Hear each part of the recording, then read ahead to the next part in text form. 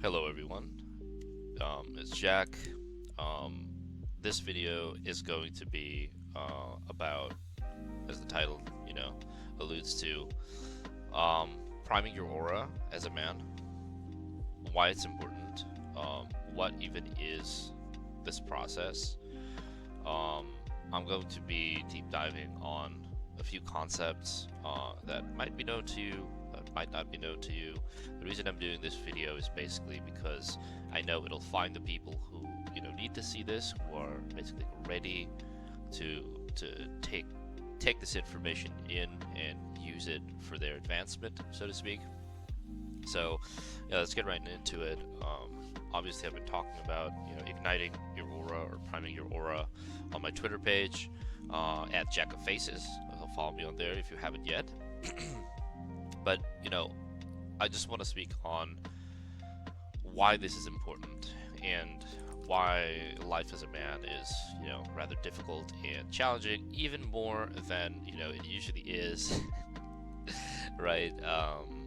Without going through this process. And to me personally, I think a lot of men in today's world, are a little bit confused. They're a little bit lost. They don't really understand what they should be doing with their lives. What they should be doing in relation to, seeking out a partner. There's a lot of very strong opinions going around right now in the collective. Obviously, some of them I agree with, others I absolutely disagree with, but it is what it is. That's the way of the world. But yeah, I think at the end of this video, if you show patience and if you really, try to attempt to understand what I'm trying to say, you'll find this very helpful and very practical. Like you guys know that I like to stick to practical teachings.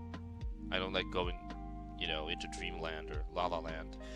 I want to show you practically the things that I know, the things that have helped me, the things that have made me a better man. So this is a very interesting concept, but firstly I have to explain to you how the masculine charge and the feminine charge works. So obviously the masculine charge is one of the primary sources of energy in our world. So there's two channels. So there's the masculine channel and the feminine channel. The combination of these two channels, and you will see this concept in any religious or even like mythological teaching or whatever. The these two things make up for all of creation, basically, right? Everything you see, everything you interact with has a combination of a masculine charge and a feminine charge. And in this world that we live in, these charges are not found separately, so they're not isolated. Everything in our world is a combination with a different percentage value, of course, of a masculine charge and a feminine charge. Now, even a person, so let's say a man, they also have a combination of the masculine charge or the feminine charge. But obviously, if you are a man or a woman, dominantly, you will have, not even dominantly, but symptomatically, you will have a masculine charge. You will have a masculine aura that basically encompasses all the things that are how to say characterize, yeah, the masculine charge. So the masculine charge, say this is your aura as a man, here will be depicted in pink, and the feminine charge will be depicted in blue. Now the masculine charge, the primary thing about it is that it it gives off energy. It has like this sun-like aspect to it. And why this is important, I'll try to explain to you guys to just know how it works, because a lot of men nowadays fail to receive in life. Um, the masculine energy is a far more sophisticated one than the feminine energy, and it's sophisticated mostly because it has to penetrate constantly in order to receive. So your masculine aura, it becomes strong as you become strong, and then it grows outwardly into the world. So it penetrates the quantum field. Get it?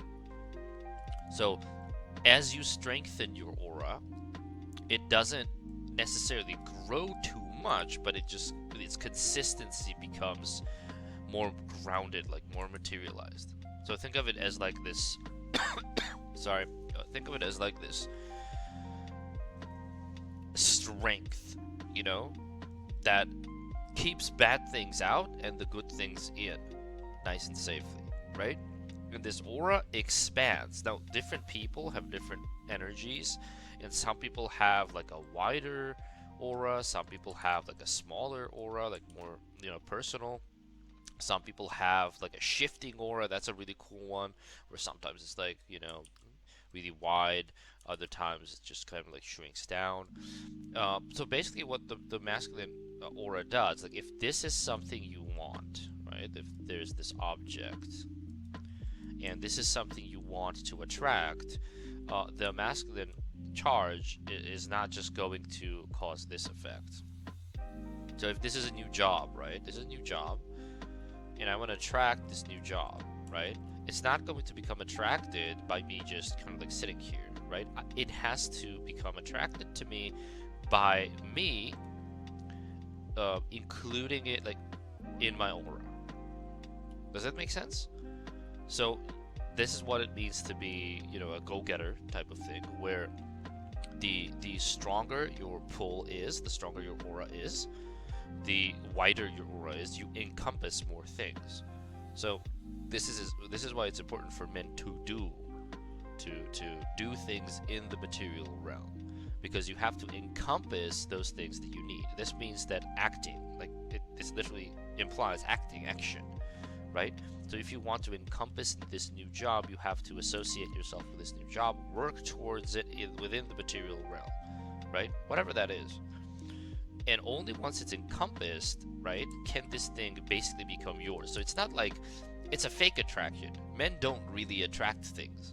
We really don't, right? We're our own worst enemies in that sense, where, when you increase your aura, you just encompass more things and you feel like, oh, well, yeah, I've attracted this thing.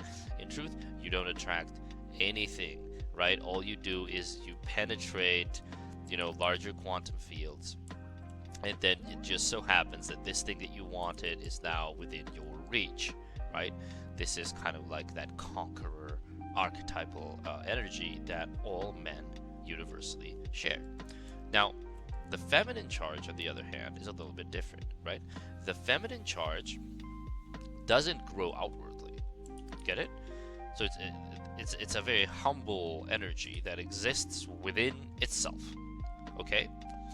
But the feminine charge, what this does, the feminine charge accelerates, and the feminine charge attracts the things that are within its aura. Get it? So let's say the masculine charge does not attract the job, but the feminine charge, right, if this was within the feminine aura, let's pretend, over here, the feminine charge would immediately begin to attract it. So all the feminine charge really needs to do is show its presence, its attention, cast its attention upon the things that it wants within the quantum field, and then the feminine charge will attract. Now, some people might say, oh, this is unfair, but it's really not, because it's just how the world balances itself out, right? And if you really think about it, sometimes it might even be harder for for a female, or like those carrying a feminine charge, to attract the things that they want, because they have to kind of like have a very clear, they need clarity, right? They have to have a very clear understanding of like what they want to manifest and what they want to attract. And this thing, the thing that they want to attract, this thing, comes in slowly, right? For most females, this comes in very slowly.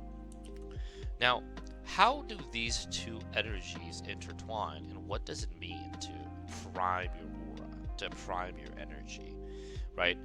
This concept is very intuitive, but I found that most people don't understand this. Most men don't understand this. And, for good living and for a successful life, in my opinion, and from my knowledge and my experiences, this is one of the most important things you can do as a man. And some men don't even understand that they've done this. They've just done it, right? It just feels right or whatever. and you see these men like being like really successful and like, like pushing like these crazy achievements in life, and then some most other men are just kind of like sitting on the sidelines over there staring at all, like, how did you achieve this, how did you achieve this? And then there's the quote of, oh, like, behind every successful man is a successful woman, or whatever, however that goes. There's a reason for all this, right? And there are people in this world who have a very intimate understanding of how these things work, far more than I do, right? They just won't tell it to you for whatever reasons, right? So if you had the key to unlocking, the law of attraction, why would you tell anyone? A very good example of this. It doesn't work for him anymore, but a very good example of this is Conor McGregor, for example, the UFC champion. He used the crap out of this while his aura was primed by his woman. Then it seems like he's screwed